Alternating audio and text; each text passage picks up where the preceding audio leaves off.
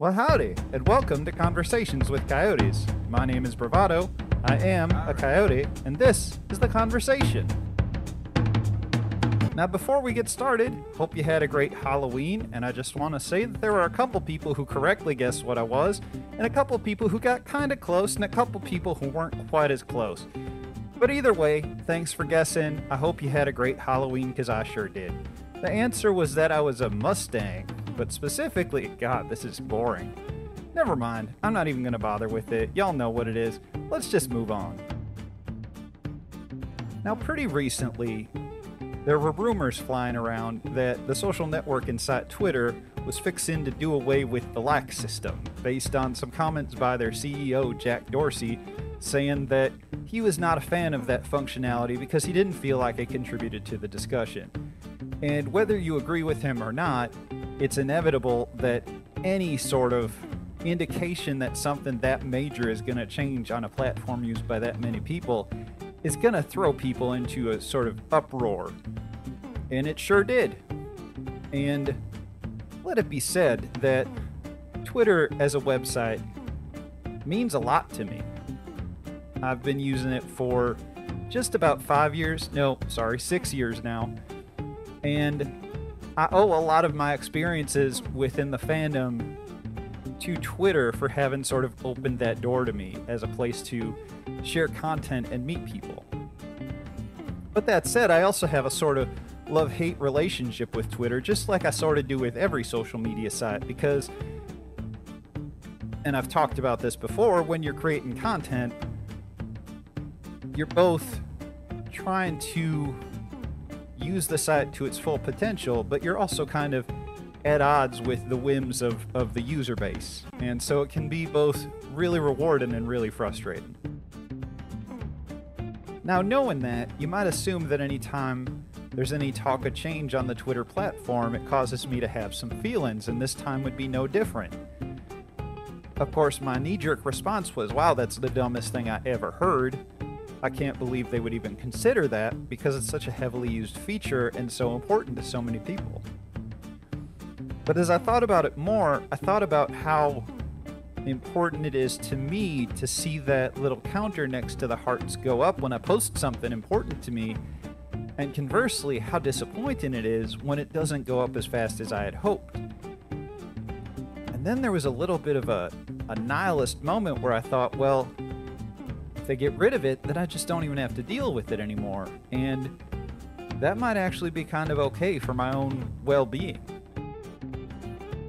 Now, I don't think that removing the like system is the right solution, because I think it still serves some important purposes of being able to sort of quietly support someone without necessarily rebroadcasting their work to your timeline.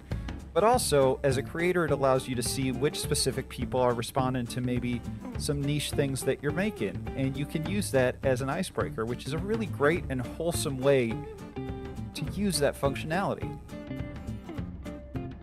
Now, if you remember my video from a couple weeks ago where I was talking about creating for social media, you'll also remember that I said to just try to avoid looking at the analytics, especially if you're not trying to make a business out of it. They're just not going to do you any good. And the thing is, that's relatively easy to avoid because you have to go to specific pages on the different sites to even find the analytics. And some of you may not even know where those are, and that's fine, don't worry about it. The thing is, though, whether it's Twitter or YouTube or Facebook or Instagram, they also have those metrics right there up front in the form of followers and likes and retweets and thumbs up and thumbs down and view count. And that stuff can be useful, but it's also immensely stressful. And I think that it impacts the way you interact with content, whether you realize it or not. And it impacts the way you interact with people. Because if you are talking to someone and they have 10 times the followers you do, I think it's real natural to start to put those people on a pedestal because you assume there's something special about them. And occasionally that might be true, but you gotta remember that numbers don't tell the whole story. There's a dark side to it too, because if you're naturally competitive, you're gonna start to use those numbers as sort of a score.